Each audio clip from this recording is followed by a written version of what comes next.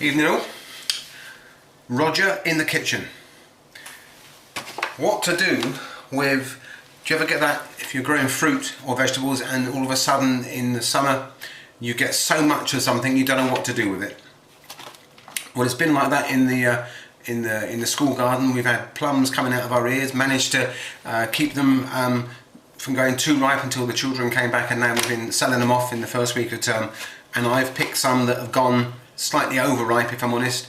And the question is, what do you do when you've got a glut of vegetables, or in this case fruit?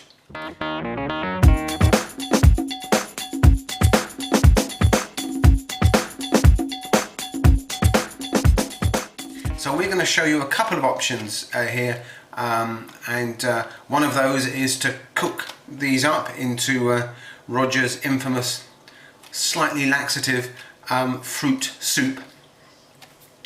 Tastes lovely and keeps you looking, well, as good as me,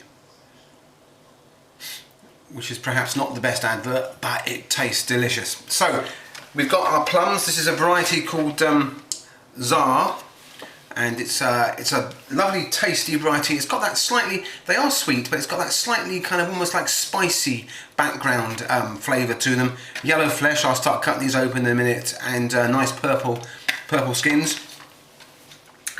So we're going to cook some of those up, and we're going to throw in some figs as well into this this fruity soup, and maybe a few other things, a few blueberries maybe. I normally throw in some raisins as well, some dried raisins in there, but my wife doesn't particularly like those, so what I'll do is I'll throw in some raisins each time I reheat the soup. So I'm going to cook this soup up, let it cool down, stick it in the fridge, and then I'll eat this soup over the next 2 or 3 days. And as I reheat it, I'll throw in some raisins and some diced almonds as well, which will give you a little bit of crunch. But the main star of the show are these Welsh grown plums. So the first thing we're going to do is get our little colander and give these guys a quick wash over. So under the tap we go. Sound effects here. There we go. Can you hear that? Lovely.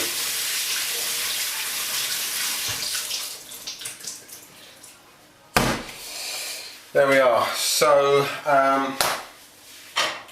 saucepan. Nothing on the inside. Nothing on the outside. Okay. Empty saucepan. Plum, knife, handle with care. So going to slice around here like this.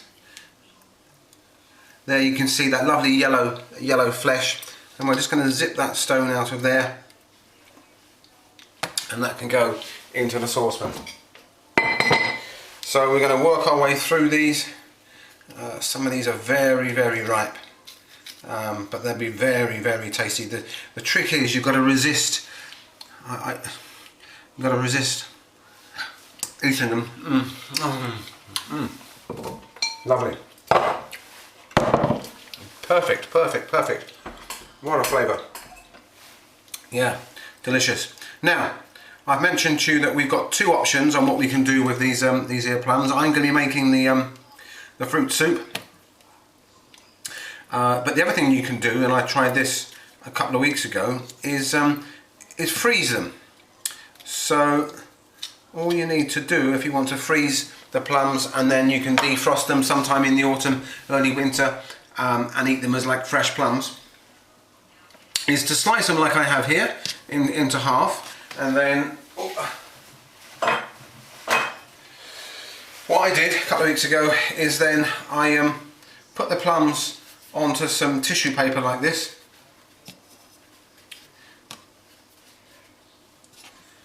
filled up the whole of that tissue paper, folded over the paper like that, and slipped them into the freezer.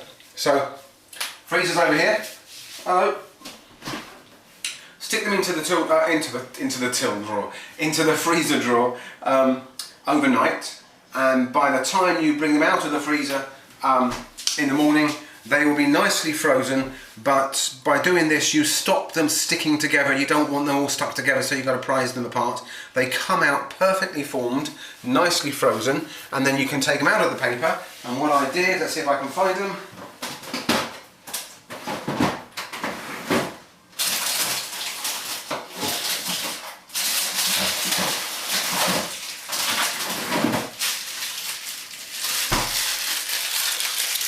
I just put them into a bag. Let's quickly undo that.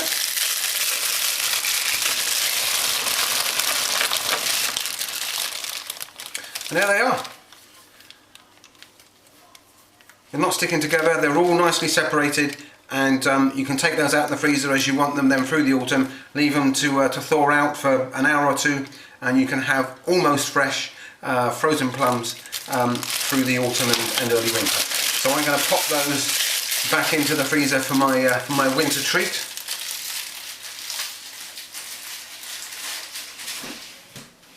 There you go.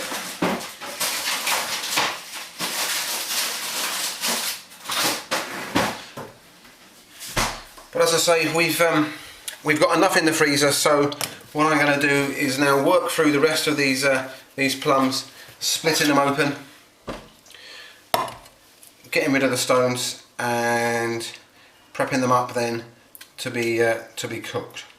So at this point, excuse me for a couple of minutes whilst I finish this job off.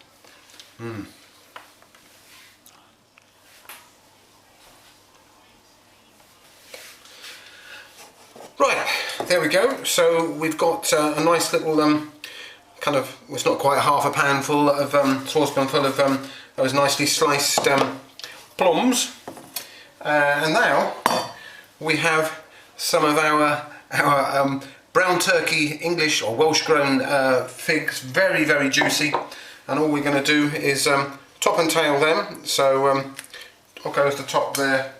Actually the tail is nothing, it's fine. So all we then do is slice those. I should say, just be careful when you're using a sharp knife that you don't slice your thumb and put some extra protein into this. So you can see, look at that. Can you see that lovely soft texture, that lovely flesh there, almost like purpley around the outside and pink in the middle. We're just slicing that through and plonking those in. Watch your fingers, Rog, in with the plums. And here's some I sliced earlier. Right, let's get these out of the way.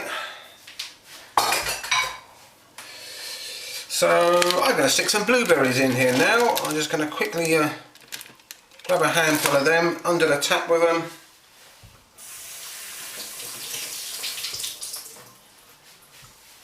La da da da da. The singing I find helps. It's not absolutely essential, but a bit of la-di-da-di-da may well help. So a few more blueberries. It's important that it's la-di-da-di-da and not doobie-doobie-dum. That just doesn't work at all. La-di-da-di-da. If you are going to sing. So that's starting to fill up. You've got some nice deep colours in there. Bit of water. Now, how much water did you put in there? I'm probably going to put about, for this much, about half a cupful of water in there. There you go. So that helps kind of loosen up our soup there. Don't know what I'm talking about really. I don't know if loosen's the right word, but it makes it more fluid. How's that? Now, bit of brown sugar. There's a song there, isn't there? So a little sprinkle, nothing too precise. It's probably a couple of tablespoonfuls at the most in there, and that'll add some spicy sweetness to it.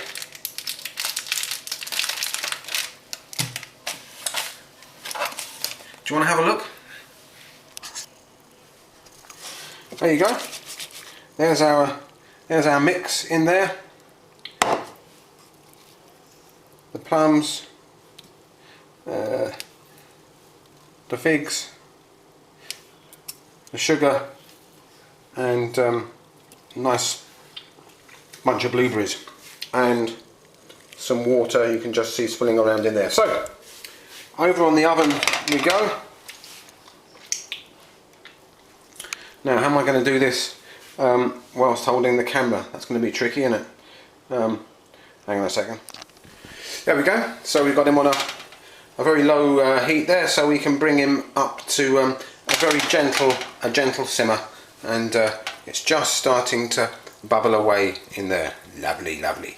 I think it's time for a little refreshment for me while this is starting to simmer. This would be the moment for you to have a tidy up and maybe treat yourself to a little glass of wine or something. I just had a thought.